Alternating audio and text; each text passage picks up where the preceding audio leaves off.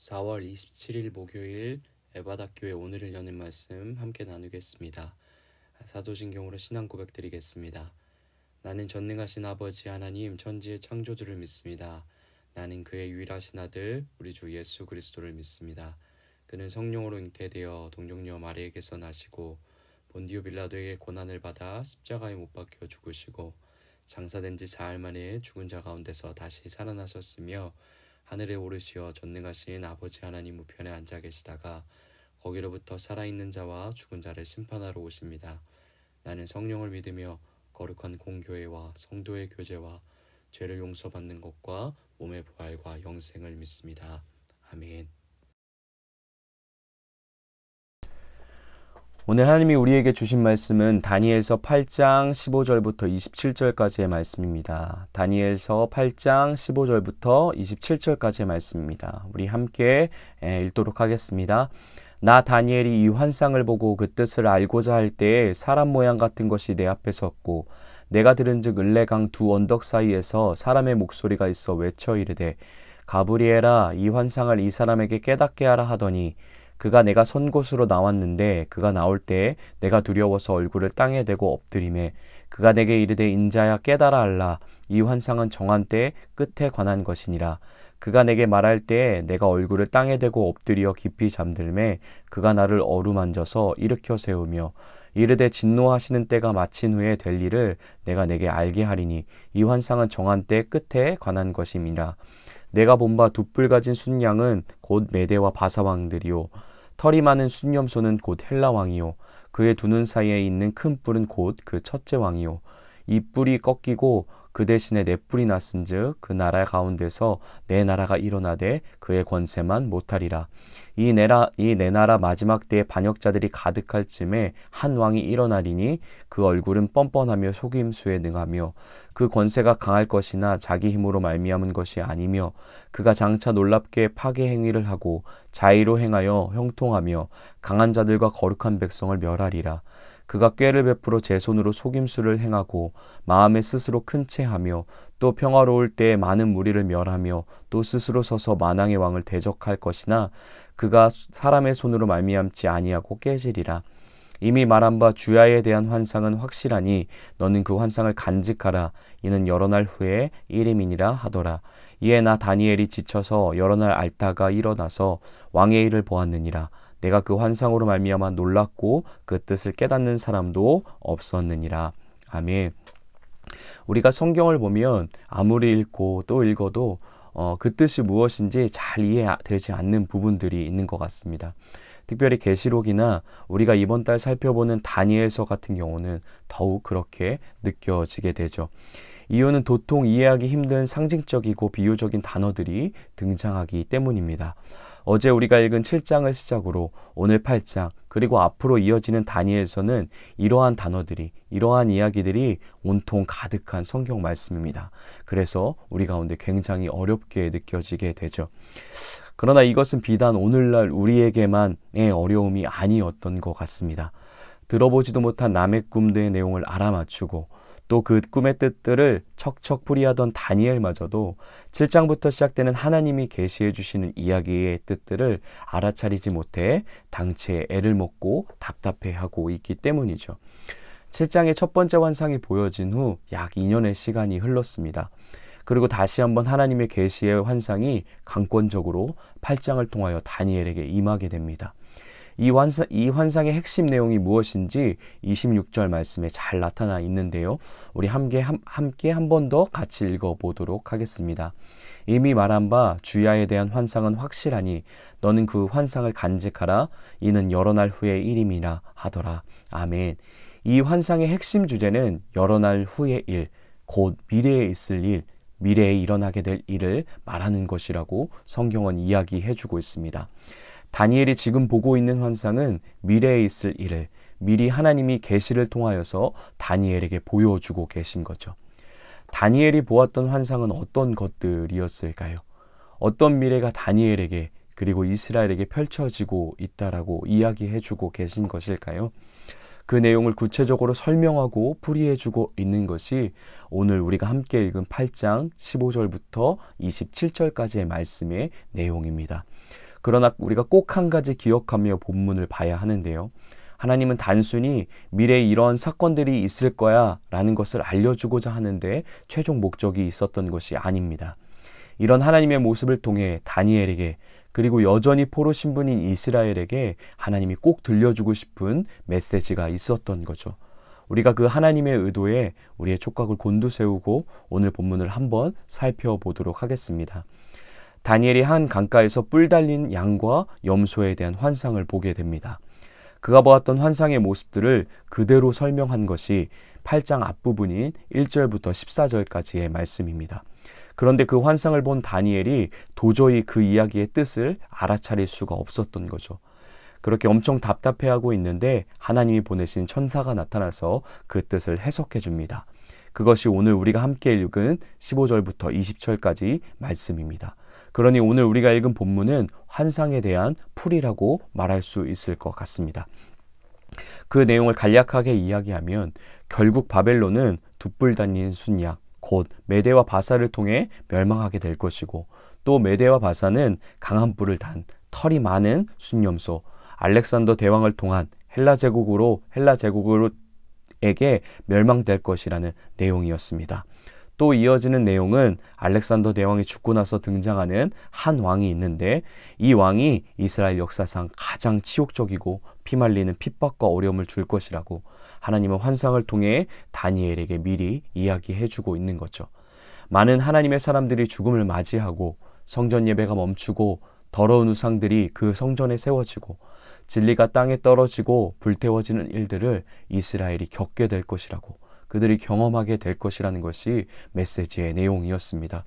결국 하나님이 다니엘에게 미리 알게 하신 미래의 내용은 제국들의 흥망성쇠 역사들 그리고 그 과정에서 하나님의 백성 이스라엘이 감당해야 하는 엄청난 크기의 핍박과 고난에 대한 것들이었죠. 이 환상에 대한 뜻을 듣고 나서 다니엘이 얼마나 가슴이 아프고 번민하며 그 무게가 무거웠든지 몇 날 며칠을 알아 누웠다가 일어났다고 27절은 설명해 주고 있죠. 그러나 하나님이 이런 어마무시한 미래에 있을 순간들을 다니엘에게 환상을 통해 미리 알게 하시는 데는 진짜 숨은 의도가 있었습니다. 17절 19절이 그 의미를 잘 나타내 주고 있는데요. 우리 다시 한번 읽어보도록 하겠습니다. 그가 내가 선 곳으로 나왔는데 그가 나올 때에 내가 두려워서 얼굴을 땅에 대고 엎드리매 그가 내게 이르되 인자야 깨달아 알라 이 환상은 정한 때 끝에 관한 것이니라. 19절입니다. 이르되 진노하시는 때가 마친 후에 될 일을 내가 내게 알게 하리니 이 환상은 정한 때 끝에 관한 것임이니라. 아멘. 우리 하나님은 때를 아시는 분이십니다. 시작할 때 그리고 끝날 때를 주관하는 분이십니다. 다르게 말하면 처음과 끝이 되시는 분이신 거죠. 그래서 그분은 그 처음 시작부터 끝을 향해 가는 모든 과정에 일어나는 시간과 상황, 역사와 계절을 아주 세밀한 것부터 통치하고 다스리는 분이십니다. 하나님이 이 환상을 통해 포로되었던 다니엘 그리고 자기 백성 이스라엘에게 이야기해주고 계신 겁니다. 모든 역사를 통치하는 하나님이 너희의 시작부터 함께했던 하나님이 지금 포로로 끌려와 있는 상황들도 그래서 버림받은 것 같은 지금 이 순간도 너희는 하나님이 인도하는 때 위를 살아가고 있다는 것을 말씀해 주고 계신 거죠. 그리고 앞으로 일어나게 될 핍박과 고난의 시간들, 오늘 환상은 이스라엘 역사에서 완전한 암흑기를 예고하는 말씀인데 그 400년이란 어떤 소망과 희망도 꺾여버린 그 기간들에도 가장 신신할 때를 아는 하나님, 가장 은혜 받을 만할 때, 이스라엘에게 가장 필요할 때, 곧 구원의 때를 향해 모든 역사의 주가 다스리시고 인도하고 있다는 것을 그들 가운데 말씀해 주고 계신 겁니다. 그 하나님이 바로 너희가 믿는 하나님이다라는 것을 본문을 통해 이스라엘에게 알게 하고 계신 거죠. 이 환상 가운데 경험한 하나님, 그 역사를 주관하시고 돌보시는 하나님을 만난 다니엘은 그 후 6장 우리가 잘 아는 사자굴 사건에서 믿음을 지키기 위해 생명의 위협을 받는 고난과 핍박 상황 가운데서도 6장에서 보면 계속 다니엘은 동일한 모습으로 고백하고 있습니다. 나의 하나님, 다니엘의 하나님, 우리의 하나님. 그는 그렇게 고백하며 끝까지 하나님 편에 설 수 있는 은혜를 누리고 경험할 수 있게 된 거죠. 오늘 말씀 속에 나타나는 우주를 통치하시는 하나님이, 온 역사를 통치하신 하나님이 오늘 우리의 작고 가녀린 인생도 집중해 보시며 돌보고 인도하고 계십니다. 때를 아신 하나님, 그 하나님이 우리에게 가장 필요한 때로 우리를 인도하고 계신 거죠. 누군가는 푸른 초장을 걷게 하시는 때를, 그러나 누군가에게는 사망의 음침한 골짜기나 원수의 목전을 걷게 하시는 때를 허락해 가십니다. 누군가에게는 기쁨의 찬양이 넘쳐나는 때를, 누군가에게는 자신의 죄를 보며 가슴을 치며 눈물로 회개할 때를, 누군가에게는 용서할 때를, 누군가에게는 뜨겁게 사랑할 때를 허락하시는 거죠. 때를 아시는, 그러나 나를 자기 목숨보다 사랑하신 하나님이 가장 신실할 때로 우리를 인도하고 계시다는 사실을 믿음으로 바라볼 수 있는 오늘 하루가 되길 소망합니다.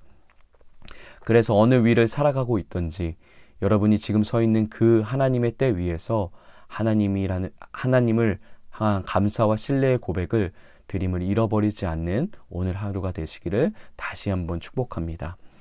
그러나 그러함에도 이런 신실한 하나님, 내 삶의 때를 주관하신 하나님을 잘 알고 우리가 경험하지만 고난이라는 단어는 여전히 언제나 이해할 수 없고 거부하고 싶은 너무나 아픈 단어들입니다. 그런데 왜 하나님이 이 단어를 우리 삶 속에 지워버리지 않고 그것도 필연적으로 허락하신 것일까요? 그 작은 답 하나를 오늘 본문 속 다니엘 모습 속에서 찾아볼 수 있을 것 같습니다. 우리 15절 말씀 한 번 더 읽어보도록 하겠습니다. 나 다니엘이 이 환상을 보고 그 뜻을 알고자 할 때 사람 모양 같은 것이 내 앞에 섰고. 아멘. 앞에서 우리가 살펴봤듯이 하나님의 계시의 말씀을 보았지만 다니엘이 그 뜻을 알 수 없었습니다. 그런데 한글 성경에 보면 잘 표현되어지지 않았는데 15절에 다니엘이 하나님이 말씀의 뜻을 알고자 할 때라는 표현에 사용하는 히브리어 단어가 바카쉬라는 단어입니다. 그런데 그 단어의 뜻은 전쟁하듯 분투하다, 온 힘을 다해, 모든 힘을 다해 몰입하다, 적극적으로 노력하다 라는 뜻이 담겨져 있습니다. 그러니까 다니엘이 지금 하나님의 말씀의 뜻을 깨닫기 위해 전쟁하듯 악착같이 모든 힘을 쏟아 집중하며 몰입하며 그 말씀과 씨름하고 있었던 거죠. 그가 이렇게 간절하게 말씀을 부여잡을 수 있었던 이유는 무엇이었을까요? 다른 길이 없었기 때문입니다. 지금 자기 삶 속에 부여잡을 수 있는 어떠한 것도 존재하지 않았기 때문이죠. 여전히 변하지 않는 포로 신분인 자기의 삶과 내 민족의 현실, 그 막막한 상황 속에 그가 부여잡을 수 있는 유일한 힘이 바로 하나님, 그리고 그분의 말씀이었기 때문입니다. 앞이 보이지 않는 나와 내 민족의 고난의 상황이, 그 상황이 모든 시간과 운명을 내다보시는 하나님을 향한 악착 같은 간절함을 불러일으킨 것이죠. 하나님이 답이 되어 주셔야만 하고, 그래야 우리가 살아갈 수 있고, 우리가 이 시간을 견뎌낼 수 있고, 우리가 이 폐허된 상황 속에서도 앞으로 우리 가운데 임할 핍박과 고난 속에서도 소망을 보며 희망을 보며 걸어갈 수 있게 될 것이라는 마음을 고난이, 그가 처한 고난의 현실이 그 자리로, 그 고백의 자리로, 그 간절함의 자리로 그를 인도해 주고 있는 거죠. 그러니 그가 모든 힘을 쏟아서 모든 것을 들여 집중하며 하나님 말씀 앞에 그 뜻을 알기 위해 신음하고 있었던 겁니다. 우리가 고난에도 불구하고 믿음으로 이겨내서 승리하는 것이 아닌 것 같습니다. 오히려 고난 때문에 승리하는 것이죠. 불가하도가 아니라 때문에입니다. 고난이 우리를 승리하게 만듭니다. 고난이 우리를 하나님 앞에 박하시 할 수 있게 합니다. 아무 답도 없는 우리의 현실이 유일한 답이 되신 하나님을 향해 모든 힘과 집중을 드리도록 만들어 주기 때문이죠. 그리고 그 자리에서 비추시는 하나님의 말씀이 우리를 깨지지 않는 단단한 반석 위에 세우시고 다니엘과 같이 그 말씀의 힘으로 어떤 상황 속에서도 나의 하나님을 고백하며 살아낼 수 있게 하실 줄 믿습니다. 오늘도 어떤 상황 속에 있든지 하나님의 말씀이 유일한 답이 되심을 고백하며 그 답을 허락하시는 하나님을 향해 우리의 모든 집중을 드리는 하루 되길 축복합니다. 그리고 그 답으로, 내 답이 아니라 그분의 답으로 오늘을 살아내시는 소소한 일상 같으나 그분의 답 위를 걸어가고 있는 위대한 영혼의 길을 에바다 공동체가 걸어가게 되기를 오늘도 예수님의 이름으로 축복합니다. 말씀을 기억하며 이렇게 함께 기도하겠습니다. 오늘도 모든 때를 아시는, 모든 시간과 역사를 주관하신 하나님이 나의 하나님임을 신뢰하며 어떤 상황 가운데서도 감사를 잊지 않는 오늘 하루 되길 함께 기도하겠습니다. 가정을 위한 기도는 하나님이 우리 가정을 다스리고 통치하고 계신다는 사실을 잊지 않고 그로 인해 항상 감사와 신뢰의 고백이 넘치는 가정 되게 하여 주시옵소서라고 함께 기도하겠습니다. 교회를 위한 기도는 오직 하나님의 진리의 말씀 앞에 그것이 우리의 유일한 답이고 소망임을 끊임없이 인정하며 고백하며 열심을 다해 진리 앞으로 나아가는 교회 되게 해달라고 함께 기도하시겠습니다. 나라와 세계를 위한 기도는 모든 인간의 역사를 주장하신 하나님의 다스림이 전쟁과 기근, 아픔과 고통 가운데 있는 사람들에게 소망과 위로로 전해질 수 있게 해달라고 우리 함께 기도하겠습니다. 오늘 공동체의 기도 제목은 우리 최홍규 원로 목사님을 위해서 함께 기도하겠습니다. 개인의 기도 제목은 가족 모두에게 건강 주셔서 주신 사명 감당하게 하소서. 가정을 위한 기도 제목은 말씀을 생활 속에 적용하며 살 수 있게 성령 충만하게 하소서. 삶의 현장을 위한 기도 제목은 예수 그리스도의 사랑이 희생으로 드러남 같이 삶의 현장 속에서 예수님의 사랑을 나타내며 살게 하소서. 교회를 위한 기도 제목은 생명을 살리는 교회 되게 하소서. 목사님을 중심으로 온 성도가 순종하며 삶의 현장 속에서 예수 그리스도의 사랑을 희생으로 드러내는 교회 될 수 있게 성령 충만하기를. 사회와 나라 온 세계를 위한 기도 제목은 나라 안에 있는 정치인들 가운데 예수님을 구주로 고백하는 정치인들이 예수님의 말씀을 실천함으로 나라와 민족에게 임해서 모든 구원받는 세계 나라 되게 하소서라고 함께 기도하겠습니다. 우리 원로 목사님을 기억하시면서 또 원로 목사님의 영육간의 강건함을 위해서 우리 함께 축복하며 기도하겠습니다.